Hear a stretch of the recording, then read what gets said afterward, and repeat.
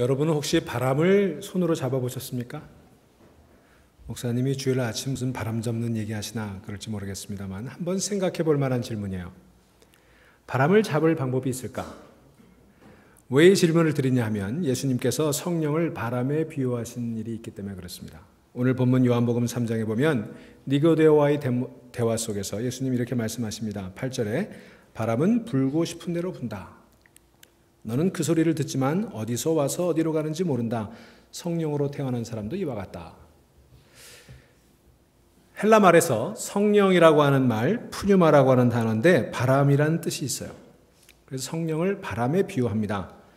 오순절 마가의 다락방에 성령이 임할 때 급하고 강한 바람 같은 소리가 임했다고 그렇게 기록되어 있는 것도 성령을 바람으로 느끼고 바람으로 생각한 그런 생각의 반영이라고 볼 수 있어요. 그래서 그런지 어떤 부흥사들은 성령 받아라 그러면서 바람 소리를 냅니다. 쉿! 하면 또 성령 받았다고 막 꼬꾸라지고 그래요. 자, 그렇기 때문에 바람을 잡는 법을 알면 혹 성령을 잡는 법도 알 수 있지 않겠어요? 자, 그러면 바람을 어떻게 잡을 수 있을까? 여러분 한번 바람을 잡아보겠다고 바람 부는 언덕에 올라갔습니다. 손을 펴고 내 손바닥에 스치는 바람을 느끼기 시작을 합니다. 손바닥에 바람이 느껴지면 재빠르게 손을 움켜쥡니다. 그런데 주먹 안에 바람이 있습니까? 아무것도 없습니다. 손바닥을 스치던 바람은 조롱이나 하듯 움켜진 주먹을 스치고 지나가 버립니다. 자, 그러면 어떻게 바람을 잡을 수 있을까? 이 대목에서 러시아의 문호 톨스토이가 했던 얘기를 한번 상기해 보면 좋을 것 같아요. 톨스토이는 인간의 이성으로 하나님을 이해하려는 노력을 그물로 바닷물을 담는 노력에 비유한 적이 있어요. 그물을 바다에 던져 놓았다가 그 그물 속에 가득 담긴 바닷물을 끌어올리기 위해서 그물을 당기면 그 바닷물은 그물 사이로 다 빠져나가 버린다는 거죠. 그가 그렇게 비유를 하면서 바닷물을 담는 방법은 그물을 끌어올리는 게 아니라 그 그물을 그냥 바닷속에 담궈 놓는 방법밖에 없다 그렇게 얘기했어요. 그물을 바닷물에 담궈 놓으면 그 그물 가득히 안과 밖에 바닷물이 가득 채워지는 것입니다. 바닷물을 잡으려 하지 말고 그냥 바닷물 안에 담가 놓아야 바닷물이 그물 안팎에 가득하는 것처럼 톨스토이는 말하기를 이성으로 하나님을 포착하려고 할 것이 아니라 우리 이성으로 하나님을 잡을 수 없다는 거예요. 그래서 오히려 전 존재로 그냥 하나님 앞에 나를 노출시키는 방법밖에 없다. 하나님을 이해하는 방법이 그거밖에 없다. 그런 얘기를 했습니다. 그것이 하나님을 이해하는 유일한 길이라는 거예요. 저는 이 톨스토이의 비유에서 바람 잡는 법에 대한 힌트를 얻을 수가 있다고 생각을 합니다. 바람을 잡을 방도가 없지요. 손으로 아무리 빠르게 움켜줘도 바람은 내 손아귀에 들어오지 않습니다. 하지만 바람 부는 언덕에 서서 눈을 감고 팔을 벌리고 그 바람을 느끼고 있는 동안에 실은 바람을 잡은 거나 다름없이 나와 바람은 하나가 된다고 하는 것입니다. 바람을 잡으려고 하지 말고 바람에 그냥 나를 노출시켜라. 나를 드러내라. 이것이 답이 아니겠습니까? 여러분, 바람은 언제 어디서나 불고 있습니다. 때로는 돌풍처럼 강하게 불기도 하고 때로는 거의 느낄 수 없지만 미풍처럼 약하게 불어옵니다. 밀폐된 공간이 아니라면 세상 어디에도 바람은 존재합니다. 그러므로 그 존재하는 바람, 내 곁에 늘 있는 바람을 내 곁에 묶어두려고 애쓸 필요가 없는 것입니다. 그렇게 하지 않아도 바람은 언제나 내 곁에 있습니다. 내가 할 수 있는 일은 다만 그 바람을 느낄 수 있도록 그 바람에 나를 노출하는 것이죠. 성령을 잡는 것도 이와 같습니다. 마치 바람처럼 성령께서도 늘 우리와 함께 계십니다. 내 곁에 계십니다. 그러므로 성령을 잡을 방법도 없지만 잡으려고 애를 쓸 필요도 없습니다. 그분은 언제나 우리 곁에, 우리 앞에, 우리 뒤에, 우리 안에, 우리 위에 계십니다. 따라서 늘 성령과 동행하기 위해서 우리는 성령을 잡아두려고 할 것이 아니라 그분께 우리 자신을 노출시키면 되는 거예요. 나를 드러내면 되는 거예요. 그 방법을 배워야 되는 거예요. 그게 성령을 잡는 방법인 것입니다. 여러분, 신앙이라고 하는 것, 그것은 잡는 게 아니에요. 여러분, 우리가 하나님을 잡을 수 있습니까? 하나님을 내 곁에 묶어둘 수 있습니까? 없어요. 내가 하나님을 느끼고 내가 하나님과 함께 있는 것뿐이에요. 하나님께 나를 드러내는 것이에요. 바로 성령께 우리 자신을 노출시키는 방법, 이게 영성 생활의 요지가 되는 것입니다. 영성 생활이라는 건 다른 게 아니라 나와 함께 계시는, 늘 내 곁에 계시는 성령님에게 나를 드러내는 노력이에요. 그래서 감리교회 창시자인 존 웨슬리 목사는 성령께 우리를 항상 노출시키는 수단을 means of grace, 은총의 수단이다, 이렇게 불렀습니다. 웨슬리 목사님은 대략 3가지 정도를 얘기하는데, 우리가 사적, 공적으로 드리는 기도, 그리고 말씀을 읽거나 그것을 듣고 그것에 대해서 묵상하는 말씀 묵상과 연구, 그리고 주님을 생각하며 먹고 마시는 성만찬이 은혜의 수단이 된다, 은총의 수단이 된다. 그걸 통해서 우리는 하나님의 임재를 느낄 수 있다, 그렇게 가르쳤습니다. 이런 것들을 주기적으로 행할 때, 즉 공적으로 사적으로 끊임없이 기도하고, 그리고 하나님의 말씀을 묵상하고, 그리고 성만찬을 참여하는 것을 통해서 우리는 성령께 노출이 되고 성령과 동행하는 삶을 살 수 있다는 것입니다. 비슷한 얘기들을 많은 영성 지도자들이 합니다. 미국 개신교 영성 운동의 큰 지도자 가운데 하나인 리처드 포스터라고 하는 분이 영성 훈련을 강조하면서 이렇게 얘기합니다. 스피리추얼 디시플린, 영성 훈련이라고 하는 것은 기도와 예배, 찬양, 금식, 말씀 묵상, 노동, 순종 것들을 통해서 이루어질 수 있다는 거예요. 사실 우리 개신교회에서는 이런 것들을 오랫동안 좀 등한시해 왔습니다. 우리 개신교회는요, 너무나도 지나치게 하나님의 은혜만을 강조해 왔습니다. 우리의 영적 변화와 성장에 있어서 인간적인 노력은 불필요하다고 생각해 왔습니다. 그래서 오직 위로부터 오는 성령의 은혜만을 사모해 왔습니다. 그런데 여기 문제가 있어요. 성령의 역사가 아니고는 그 어떤 의미 있는 변화도 일어나지 않는다는 것은 진리입니다. 인간의 노력과 의지와 결단으로 할 수 있는 것은 사실은 초라하게 그지없습니다. 내가 아니라 내 밖에 어떤 힘에 사로잡힐 때 진정한 변화가 일어날 수 있다는 것은 진실입니다. 그러나 문제는 우리가 그렇게 별로 성령에 노출되지 않는다는 데 문제가 있어요.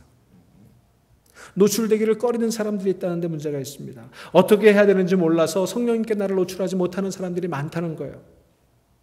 그러면서 우리는 막연히 기대하는 거예요. 성령님이 나를 사로잡아 주셨으면, 성령이 내게 오셨으면. 너무 막연하지 않아요? 교회 생활만 잘하면 언젠가는 무슨 일이 일어나겠지, 이렇게 생각하는 분들이 실제로 많다는 것입니다. 이러한 신앙을 가리켜서 댈러스 윌라더라고 하는 분이 우연의 신앙이다, 그렇게 지적했어요. 우연의 신앙이라는 건 뭐냐면, 교회를 오락가락 하다 보면 언젠가는 나에게도 그런 일이 일어나겠지, 벼락을 맞듯이 그런 일들이 있을 수 있겠지, 그런 생각으로 신앙생활을 한다는 것입니다. 물론 그런 일이 안 일어난다고 보장할 수 없지만, 그러나 그런 일이 내게 일어나는 확률은 그야말로 벼락을 맞는 확률과 같은 것입니다. 그러니까 우리는 그렇게 우연에 기댈 것이 아니라 그냥 교회를 왔다 갔다 하다 보면 성령님께서 벼락치듯이 나에게 오실 수 있을 거야, 그렇게 우연에 기대할 것이 아니라 우리 최선을 다해서 성령님께 더 자주 자신을, 더 주기적으로, 더 규칙적으로, 더 정기적으로, 더 일관되게, 더 지속적으로 노출시키는 방법을 찾아야 되는 거예요. 그게 영성 훈련이에요. 그렇게 되도록 도와주는 것이 은총의 수단이라는 것입니다. 사랑하는 여러분, 더 정기적으로, 더 지속적으로, 더 주기적으로, 더 열심으로 여러분 자신을 성령께 드러내기를 위해 애쓰시기를 바랍니다. 그럴 때 하나님의 은혜가 우리 가운데 임하게 될 거예요. 자, 저는 오늘 그 가운데 우리와 함께 계시는 성령님께 우리 자신을 지속적으로 노출시키는 은혜의 수단 중에 3가지를 여러분들에게 제시하려고 합니다. 그 첫째는 예배입니다. 믿는 사람들이 함께 드리는, 우리가 오늘 여기 드리는 이런 예배가 성령님께 우리를 노출시키는 가장 중요한 수단이 되는 거예요. 예수님의 가르침에 의하면 하나님의 영광을 위해 행하는 모든 일이 예배입니다만, 그러나 그렇게 하기 위해서 영감 있는 강력한 공적인 예배가 필요해요. 무슨 얘기냐면, 우리가 세상에 살아가면서도 하나님께 예배 드릴 수 있어요. 날마다 하나님의 영광을 위해 살아가면 그거 자체가 예배예요. 그러나 그게 소중하지만 그런 것들이 실제로 가능하게 하기 위해서 우리는 날마다 모여서 이런 공적인 예배를 드릴 필요가 있다는 것입니다. 사람들이 함께 모여서 찬송하고 기도하고 말씀 듣고 봉헌하며 교제하는 이 예배는 성령님께 우리 자신을 노출시키는 방편 가운데 가장 중요한 수단이 될 수 있어요. 가장 효율적인 방법이 될 수 있어요. 그러니 여러분, 예배를 최선을 다해 드릴 수 있기를 바랍니다. 예배가 여러분 삶의 중심이 되어야 돼요. 예배는요, 인간이 하나님을 경험하는 순간 자동적으로 발생하는 행동입니다. 창세기 28장에 보면 야곱의 베델 이야기가 그 전형적인 예라고 할 수 있습니다. 여러분, 야곱은요, 아버지 에서의 이삭의 집에 있을 때 정기적으로 예배를 드렸습니다. 하지만 그는 예배드릴 이유를 알지 못했습니다. 우리의 자녀들이 자주 그렇듯, 아니 우리 자신이 인격적으로 하나님을 만나기 전까지 그러했듯이 야곱도 억지로 할 수 없어서 아무 생각 없이 예배를 드렸던 것입니다. 그러다가 그는 형 에서와 아버지 이삭에게 행한 잘못 때문에 갑작스럽게 멀리 유랑을 떠나게 되었습니다. 참담한 심정으로 불안감을 가지고 광야를 가던 중에 어딘지도 알지 못하는 그곳에 밤을 지내게 되었어요. 돌베개를 베고 참 처량하게 잠을 자던 그는 갑작스럽게 살아계신 하나님을 그 잠자는 가운데 만나게 되었습니다. 아버지 집에서는 습관적으로 타율적으로 예배해왔던 그 하나님을 인격적으로 만나는 그 순간, 그는 잠에서 깨자마자 베고 있던 돌베개를 세워놓고 거기에 기름을 붓고 하나님을 참으로 예배하는 그런 체험을 했던 거예요. 여러분, 이런 예배가 여러분의 삶 가운데 있기를 바랍니다. 여러분, 우리가 왜 예배를 드릴까요? 성부 하나님, 성자 예수 그리스도, 그리고 성령 하나님을 경험한 사람들이 예배를 시작하는 거거든요. 삼위일체 되신 하나님께서 우리의 삶 속에 살아 활동하고 계시다는 것을 자각하는 순간 모든 행동을 멈추고 그분을 높이고 찬양하며 감사하는 일을 하지 않을 수가 없는 것, 그게 바로 예배예요. 우리는 흔히 은혜 받기 위해 예배를 드린다 말합니다만 그것은 예배에 대한 오해입니다. 예배는 우리가 무엇이 필요해서 드리는 것이 아니라 우리가 하나님을 알았기에, 그분을 만났기에, 그분이 누구인가를 깨달았기에, 그분이 우리를 어떻게 보살피고 계시는지를 체험했기에, 그분이 우리 삶에 있어서 얼마나 중요한 분인가를 깨달았기에, 그리고 그분이 얼마나 위대하신 분인지를 참으로 알게 되었기에, 그렇기 때문에 저절로 우러나와서 드리는 게 참된 예배인 것입니다. 그렇게 하나님을 찬양하고 높이다 보면, 그렇게 예배하다 보면 그 결과로 우리가 은혜를 받는 거예요. 은혜를 받기 위해서 예배를 드리는 것이 아니라 참되게 예배 드리는 가운데 은혜가 저절로 우리 가운데 임하는 것입니다. 이런 은혜가 여러분에게 임하는 이 예배 될 수 있기를 소망합니다. 여러분, 참된 예배란 하나님을 하나님답게 높여드리는 것입니다. 예배를 통해서 하나님을 하나님답게 높여드리려면 우리는 마음을 다하고 뜻을 다하고 힘을 다해야 되는 거예요. 그냥 건성으로 예배를 드려서는 안 됩니다. 기도할 때도, 찬양할 때도, 말씀을 봉독할 때도, 설교할 때도, 봉헌할 때도 예배 순서 어느 하나 소홀하지 않고 마음과 정성과 뜻을 다해 하나님을 높여드리는 것, 그게 예배예요. 그게 영감 있는 예배예요. 예배가 따로 있고 성령 체험이 따로 있는 거 아니에요. 성령 체험은요, 금요일 날 밤에 조명을 어두컴컴하게 해놓고 있을 때만 찾아오는 게 성령 체험이 아니에요. 여러분들이 성령 체험을 할 수 있는 가장 좋은 것은 바로 주일날 이렇게 드리는 공적인 예배인 줄로 믿으시기를 바랍니다. 여기서 우리가 정성을 다해 예배를 드려야 돼요. 어느 순서 하나 소홀히 할 수 없어요. 여러분, 예배에 설교만 중요하고 나머지 순서는 안 중요합니까? 그래서 설교 전에만 오면 되는 거예요? 설교만 들었으면 빠져나가서 다른 활동에 참여해도 되는 거예요? 여러분, 저는 가급적 여러분들이 예배 마지막 순간까지 축도와 송영이 끝날 때까지 이 자리에 남아서 부어주시는 하나님의 은혜의 마지막 한 방울까지를 받을 수 있기를 축원합니다. 여러분, 찬송할 때 전심을 다하지 않는다는 말은 하나님이 나에게 그만큼 하찮다는 뜻이에요. 그러니 여러분, 찬양할 때 정말 마음을 다해 찬양하시기 바랍니다. 말씀 들을 때 정성을 다하지 않는 것은 하나님의 말씀이 나에게 그만큼 중요하지 않다는 뜻입니다. 그러므로 오늘 하나님이 내게 무슨 말씀을 하실까 기대를 가지고 말씀을 들으세요. 봉헌할 때 마음을 당하지 않고 대충 드리는 것은 하나님이 나에게 그만큼 별 볼 일 없다는 뜻입니다. 그러므로 여러분이 헌금을 드릴 때는 그저 돈만 몇 푼 드리는 게 아니라 여러분의 정성과 여러분의 마음을 함께 드리세요. 기도할 때 다른 생각을 한다면 그만큼 하나님께 관심이 없다는 뜻입니다. 그러므로 누가 대표기도, 중보의 기도를 드리든 내가 드리는 기도라고 생각하고 진심으로 그 기도에 동참하시기를 바랍니다. 결국 그런 마음으로 하나님을 예배할 때 하나님은 높아지게 되는 것이고, 그 높아지신 하나님이 우리에게 은혜를 베풀어 주시는 것입니다. 그렇지 않고는 하나님의 은혜를 체험할 수가 없어요. 성령이 함께 하시는 것을 체험할 수가 없는 것입니다. 예배를 섬기는 사람들이 최선을 다해 준비하고, 예배에 참여한 사람들이 하나님을 높이려는 열망으로 충만하고 순서 하나에 전심을 다해 참여하여 드리는 예배가 얼마나 놀라운 사건이 되는 줄 아세요? 이런 예배는 우리로 하여금 우리를 에워싸고 있는 영적인 세계에 대해 눈을 뜨게 해줄 것입니다. 성령의 임재에 대해 깨닫게 해줄 것입니다. 우리의 영적인 시력을 맑게 해주고 우리의 영적인 청력을 밝게 해줄 것입니다. 영감 있고 은혜 넘치는 예배가 우리의 영혼을 맑게 해주고 우리는 그렇게 맑아진 영혼 새 힘을 얻고 한 주간을 살아가게 될 것입니다. 여러분, 이 이민의 고단한 삶을 무슨 힘으로 살아가시겠어요? 내일부터 한 주간 무슨 힘으로 살아가시겠어요? 내 힘으로 살아가자니 너무 힘들고 어렵잖아요. 오늘 이 예배를 통해 그 한 주간을 살아갈 수 있는 맑고 충만한 은혜를 체험할 수 있기를 주의 이름으로 축원합니다. 그렇기 때문에 성령께 자신을 지속적으로 노출시키기를 원하는 사람에게 있어서 예배는 가장 중요한 것이 되어야 돼요. 여러분, 어느 예배 하나 소홀히 드리지 말고 공적인 예배에 최선을 다해 참여함으로 하나님의 은혜, 하나님의 성령에 노출되는 여러분 될 수 있기를 소망합니다. 두 번째로 성령의 임재에 우리 자신을 노출시키는 방법은 매일매일의 경건 생활입니다. 우리가 흔히 데일리 디보션이라고 하죠. 요즘은 흔히 QT, quiet time이라고도 합니다. 하루의 일정 시간을 구분하여 말씀을 읽고 묵상하며 기도하는 일에 사용하는 것을 의미합니다. 여러분, 이 매일매일 경건 생활이 성령과 함께 동행하는 삶에 있어서 얼마나 중요한지 몰라요. 여러분, 날마다 시간과 장소를 정하여 하나님과 교제하는 시간을 가지고 계십니까? 여러분, 우리 교회에서는 여러분들의 그런 생활을 돕고자 3개월마다 베델 출판사에서 발행하는 오늘의 양식이라는 교재를 무료로 배포하고 있어요. 제가 이 오늘의 양식에 대해서는 여러 번 제가 받은 은혜에 대해서 설명드린 일이 있죠. 제가 그런 은혜를 설명드리면요, 그 다음에는 싹 가져가요. 그런데 또 몇 번 지나고 나면 또 그대로 남더라고요.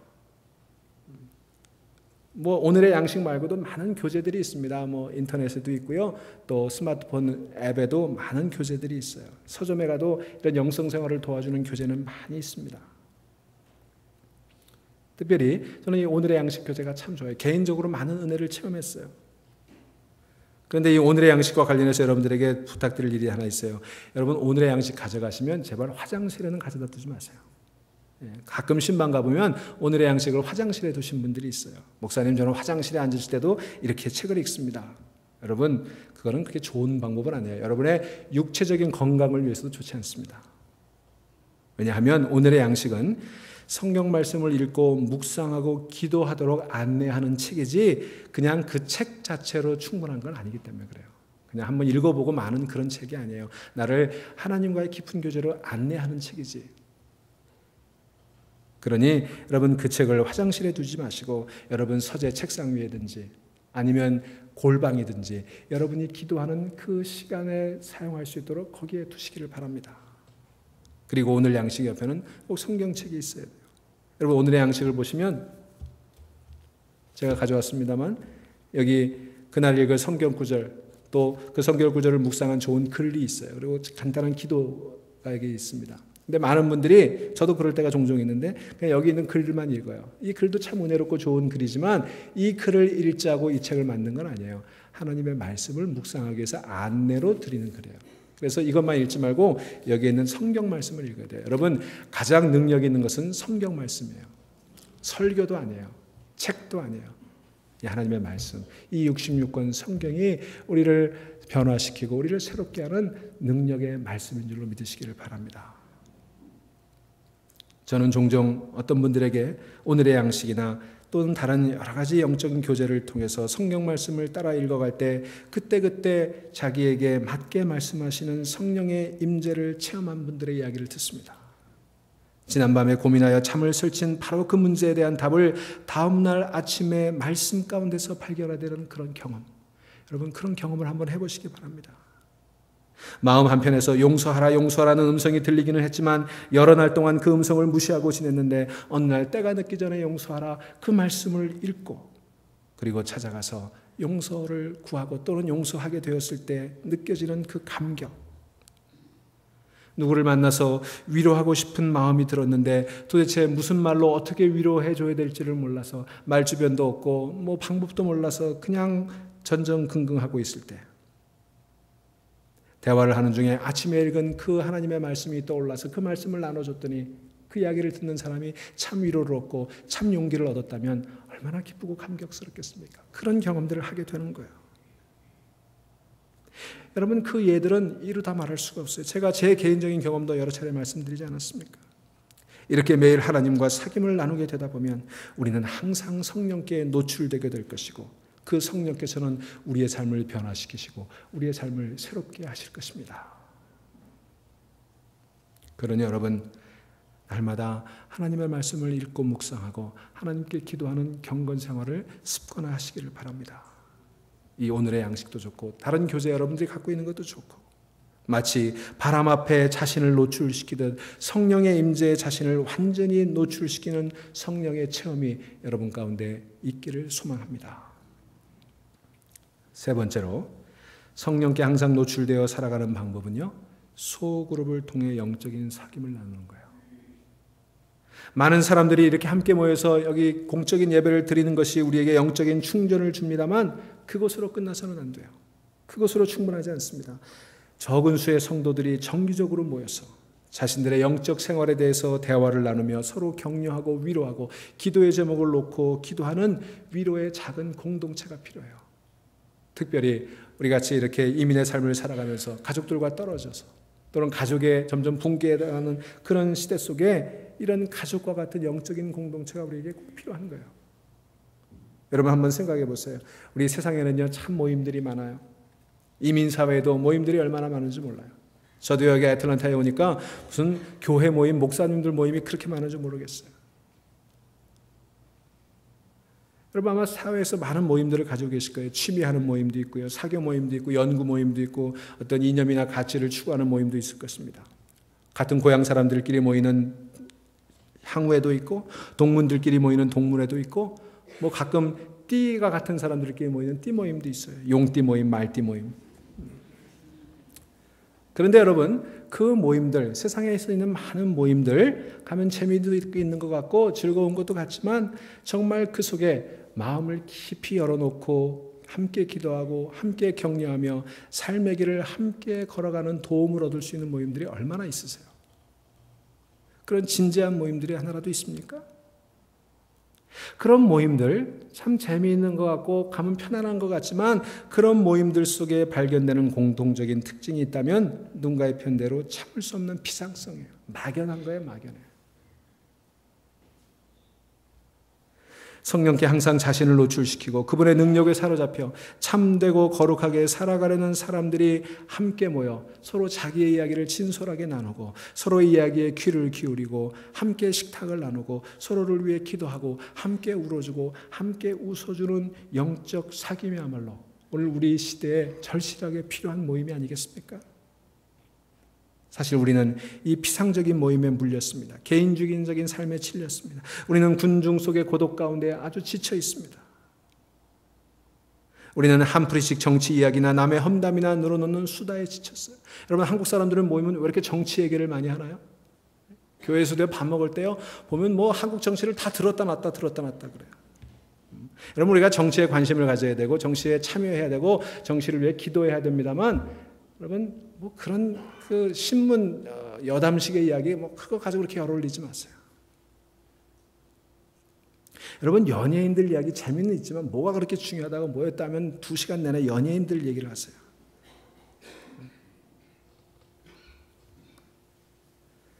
여러분 우리는 한풀이씩 정치 이야기와 남의 험담이나 늘어놓는 수다에는 이제 지치지 않았습니까?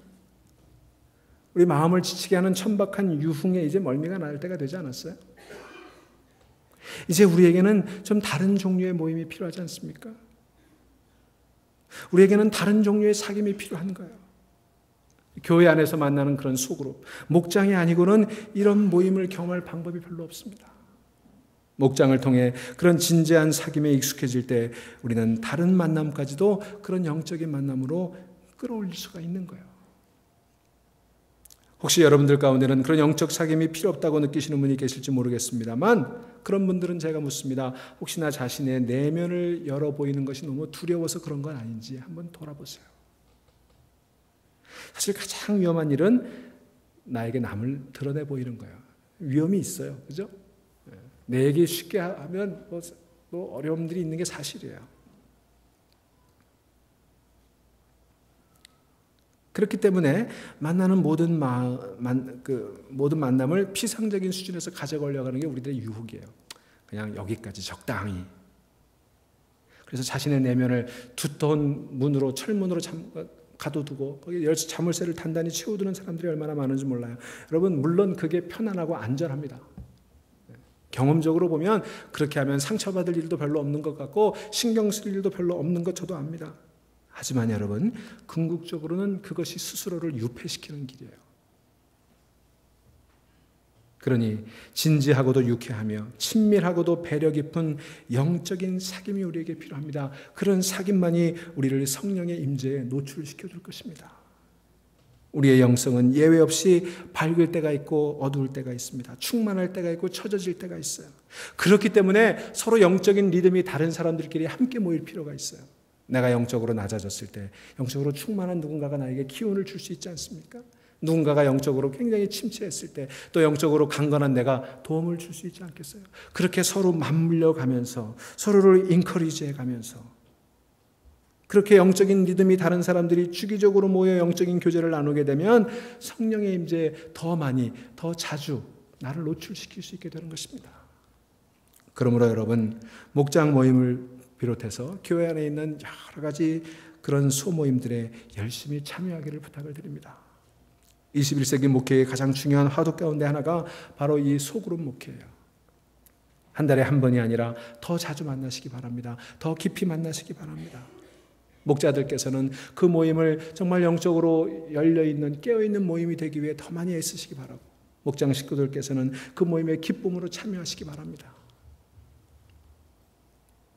우리 교회 안에 그런 소모임을 통해서 다양한 소그룹을 통해서 정말 영적인 은혜가 낮아지고 그를 통해서 성령의 임재를 깨닫는 일들이 많아지기를 주의 이름으로 소망하고 축원합니다. 다시 바람 얘기로 돌아가 봅니다. 사랑하는 교회 여러분, 바람을 잡을 수 있을까요? 네, 잡을 수 있습니다. 바람에 나 자신을 노출시키고 온몸으로 바람을 느낄 수 있는 동안 나는 바람을 잡는 것입니다. 바람이 나를 잡게 되는 것입니다. 마찬가지입니다. 성령도 잡을 수가 있습니다. 성령께 나 자신을 노출시키고 전 존재로 그분의 임재를 느끼고 살아가면 나는 성령을 잡고 있는 거나 마찬가지입니다. 그렇게 나 자신을 항상 성령께 노출시키고 그분의 임재 안에 살아가도록 돕는 은총의 수단이 있음을 여러분 기뻐하시기 바랍니다. 영성의 도구들이 있음을 기뻐하시기를 바랍니다.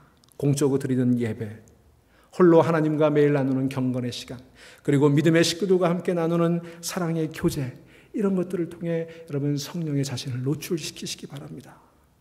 그렇게 성령에 노출되고 그분과 함께 사귀는 삶이 지속됐을 때 우리는 어느 한순간 자신을 돌아볼 때 문득 놀라게 될 것입니다.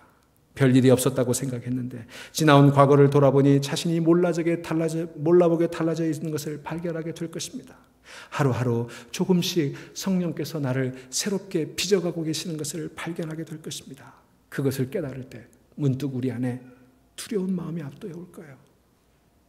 그 옛날 야곱이 베델에서 하나님이 자신과 함께 계시다는 사실을 깨닫고 두렵도다 이곳이여 하고 외쳤던 것처럼 우리도 성령께서 우리와 이토록 밀접하게 함께 계시는구나, 나와 늘 함께 계시는구나, 이것을 깨닫고 경외감에 사로잡히게 될 거예요. 신앙이란 그런 경외감을 맛보는 거예요.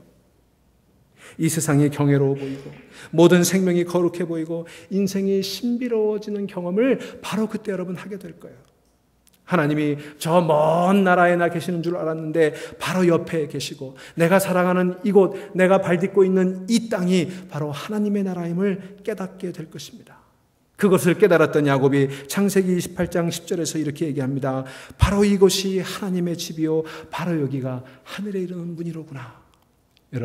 여러분이 성령께 자신을 끊임없이 노출할 때 여러분이 서 있는 자리, 여러분의 삶의 자리가 하늘에 이르는 문, 하나님의 집인 줄로 믿으시기를 바랍니다. 그런 영적인 체험이 있어야 돼요. 사랑하는 여러분, 우리 예수님께서 이 아침에 여러분 모두를 그런 삶으로 초청하십니다. 눈에 보이고 손에 만져지고 신문이나 TV에서 듣고 보는 것이 전부인 줄 알고 살아가는 우리를 예배로 초청하시고 하나님과의 은밀한 사귐으로 부르시고 귀한 영적인 사귐으로 초청하고 계십니다. 그러한 음층의 수단을 통해, 그러한 영성 훈련을 통해 우리의 눈이 열려 거룩한 세상을 보게 하려 하십니다. 우리의 귀를 열어 세상에서는 들을 수 없는 하나님의 음성, 그 말씀을 듣게 하시려고 여러분을 이 아침에 초청하고 계십니다. 세상에서 배운 것과는 전혀 다른 영적인 현실을 보고 살게 하시려고 우리 예수님 여러분을 초청하고 계십니다. 그리하여 인생의 신비의 눈을 뜨고 거룩한 삶을 살아 영원에 이르게 하시기를 예수님 지금 간절히 바라고 계십니다.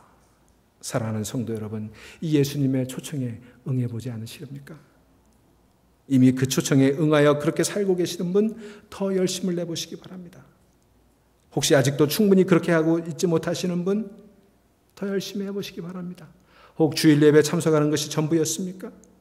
혹시 주일 예배조차도 잊지 않을 만큼만 혹은 매우 시간을 때우듯이 그렇게 참석해보지 않으셨습니까? 그렇다면 이제 주님의 자비하심으로 여러분들에게 간곡히 청합니다. 주님의 초청을 진지하게 들으시고 그 초청에 응하십시오. 할 수 있는 대로 많은 공적인 예배에 참여해서 마음과 뜻과 정성을 다해 예배 드리심으로 하나님의 임재를 여러분 가운데 느끼십시오.